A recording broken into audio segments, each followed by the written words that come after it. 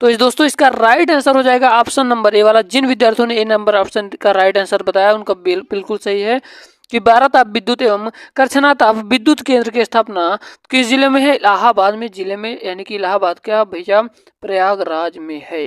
अब इसको प्रयागराज समझिए, ठीक है।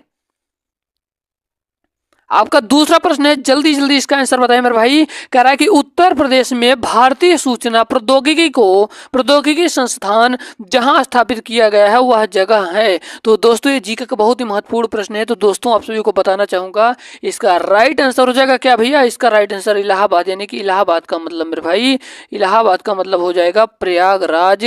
अब इसका नाम रख दिया गया है, इलाहाबाद का नाम बदलकर प्रयागराज कर दिया गया है। उम्मीद करता हूं एक एक बातें समझ में आ रहा होगा। आपका 3 नंबर का प्रश्न आपकी स्क्रीन के सामने है।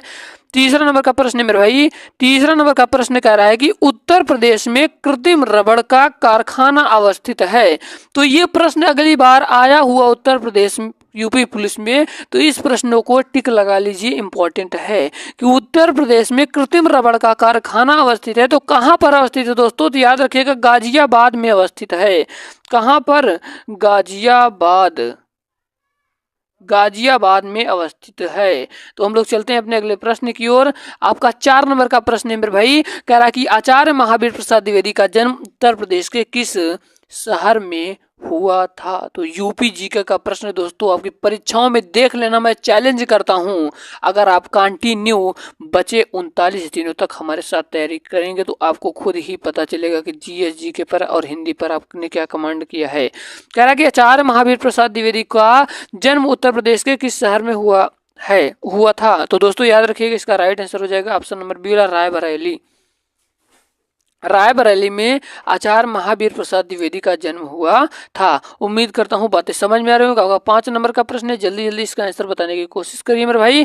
5 नंबर का प्रश्न है कि अखिल भारतीय महिला आमंत्रण प्राइस मनी हॉकी प्रतियोगिता का उत्तर प्रदेश के किस शहर में किया जाता है? बहुत सारे बच्चे आंसर दे रहे हैं, बहुत अच्छे भाई साहब। आप लोगों का इतना ज्यादा कमेंट आ रहा है, बहुत बहुत धन्यवाद आप सभी का। आप लोग इतना प्यार दे रहे हैं इस चैनल को। आपका अगला प्रश्न है कि अखिल भारतीय महिला आमंत्रण प्राइस मनी हॉकी प्रतियोगिता का उत्तर प्रदेश के किस शहर में किया जाता है? तो दोस्तों जितने विद्यार्थियों का आ रहा है वाराणसी, बिल्कुल सही आप लोग, वाराणसी में है इसका राइट आंसर।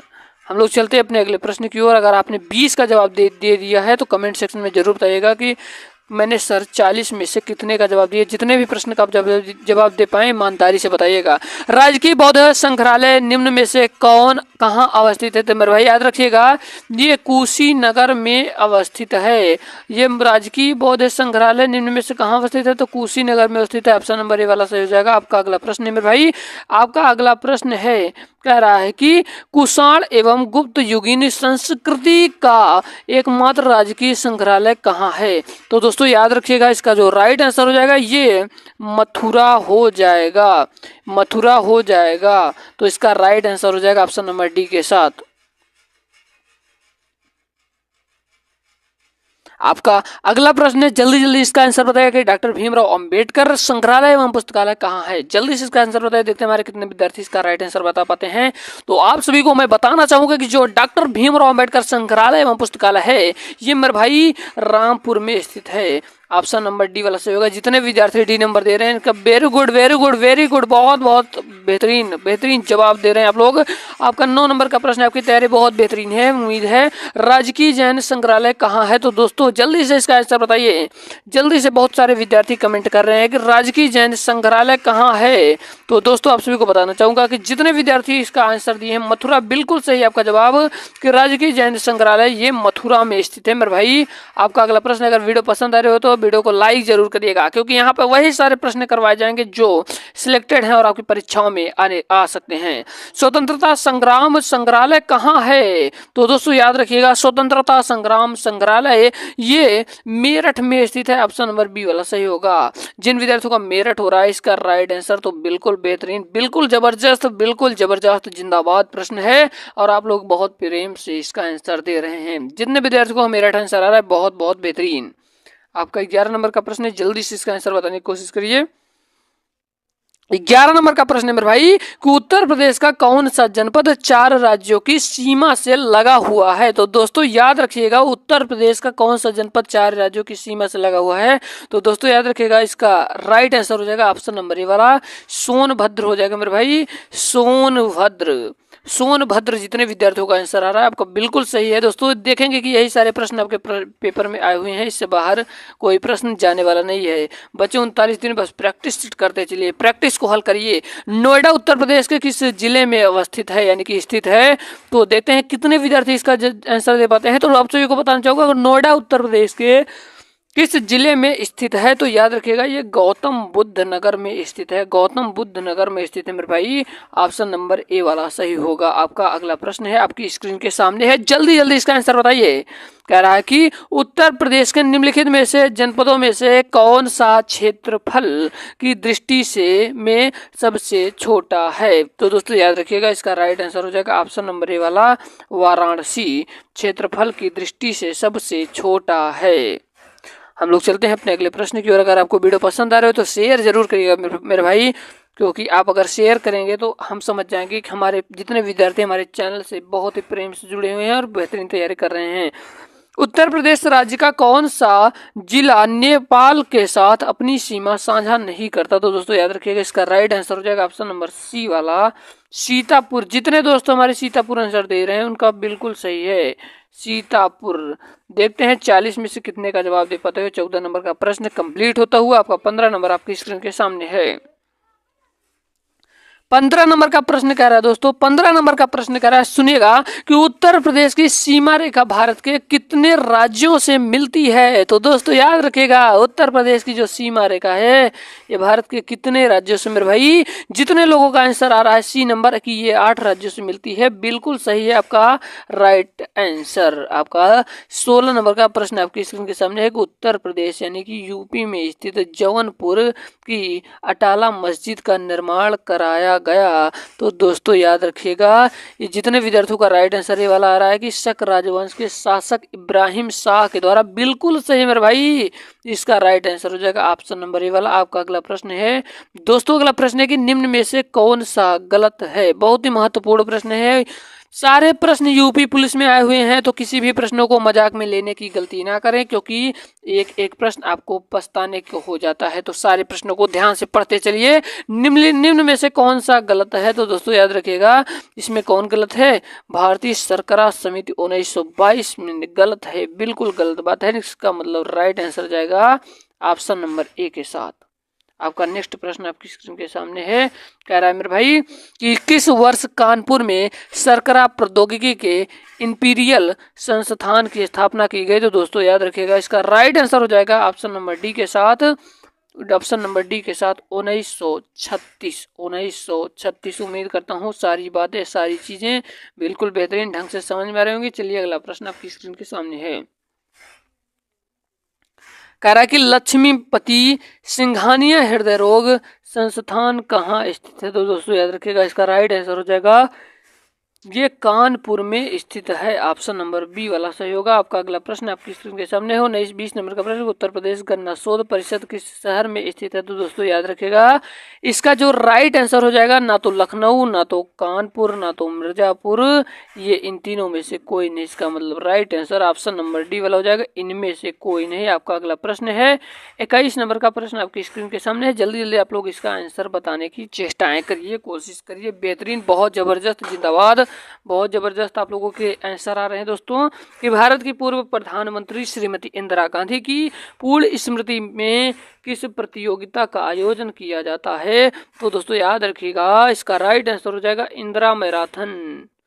इंदिरा मैराथन। अगला प्रश्न दोस्तों कि किस वर्ष उत्तर प्रदेश में किसान बड़ी योजना लागू की गई है। तो दोस्तों याद रखिएगा, इसका जो राइट आंसर हो जाएगा ये हो जाएगा 1992, ऑप्शन नंबर ए वाला सही हो जाएगा। अगला प्रश्न है मेरे भाई, अगला प्रश्न है मेरे भाई, कह रहा है कि केंद्रीय औषधि अनुसंधान संस्थान की स्थापना किस वर्ष की गई? तो बहुत ही महत्वपूर्ण प्रश्न है, तो टिक लगा लीजिए, इसको इम्पोर्टेंट कर लीजिए, कॉपी में नोट कर लीजिए।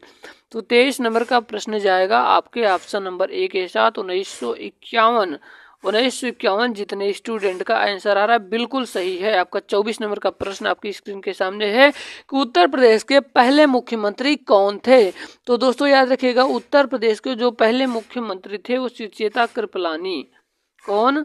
सुचेता कृपलानी थे। ऑप्शन नंबर सी के साथ जाएगा आपका। 25 नंबर का प्रश्न आपकी स्क्रीन के सामने है, कह रहे उत्तर प्रदेश राज्य में ग्रीष्म ऋतु में औसत अधिकतम तापमान कितना होता है? तो दोस्तों याद रखिएगा, इसका जो राइट आंसर, जितने विद्यार्थी इसका आंसर दे रहे हैं 40 डिग्री सेल्सियस बिल्कुल सही हो जाएगा। इसका राइट आंसर हो जाएगा 40 डिग्री सेल्सियस। ठीक है, हम लोग चलते हैं अपने अगले प्रश्न की ओर। आपका अगला प्रश्न आपकी स्क्रीन के सामने है, जल्दी जल्दी इसका आंसर बताइए। आपका भैया अगला प्रश्न कह रहा है कि राजकीय, मेरे भाई अगला प्रश्न आपके सामने आपसे कह रहा है कि बहुत ही ज्यादा जितने प्रश्न करवा रहा हूँ सारे बहुत इंपॉर्टेंट है। राजकीय पुरातत्व संग्रहालय कहाँ है? तो दोस्तों याद रखिएगा, ये कहाँ पर स्थित है? ये कन्नौज में स्थित है। ऑप्शन नंबर डी वाला सही हो जाएगा। आपका अगला प्रश्न है, कह रहा है कि जियादुनी बर्नी किस जनपद का निवासी था? तो दोस्तों याद रखिएगा, ये कहाँ का निवासी था? तो ये था मेरे भाई बुलंद शहर का निवासी था। कहाँ का? बुलंद शहर का निवासी था। ऑप्शन नंबर बी वाला सही होगा। आपने कितने का जवाब दिया है अभी तक? जल्दी जल्दी कमेंट में बताइए।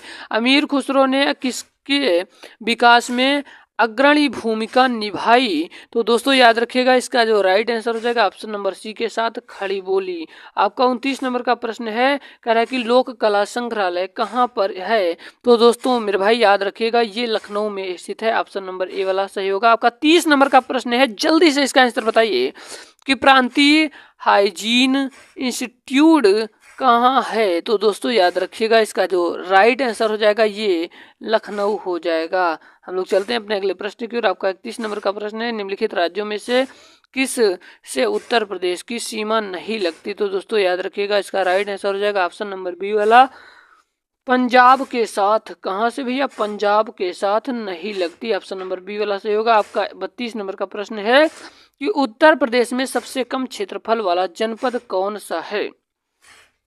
तो आपको बताना चाहूंगा, इसका राइट आंसर हो जाएगा संत रविदास नगर। मेरे भाई संत रविदास नगर है जनपद में, क्षेत्रफल में दोस्तों सबसे कम है। हम लोग चलते हैं अपने 33 नंबर के प्रश्न की ओर। उत्तर प्रदेश राज्य का भारत में क्षेत्रफल की दृष्टि से कौन सा स्थान है? तो दोस्तों याद रखिएगा, इसका राइट आंसर हो जाएगा ऑप्शन नंबर डी वाला, चौथा स्थान है। आपका अगला प्रश्न है कि उत्तर प्रदेश का सबसे बड़ा जिला कौन सा है?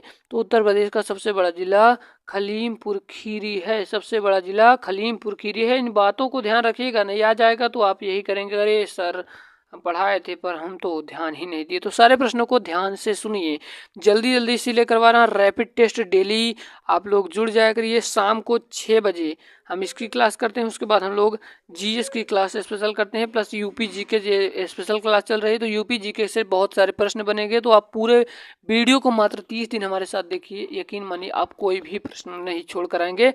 निम्न में से कौन सा राज्य उत्तर प्रदेश का समवर्ती राज्य है?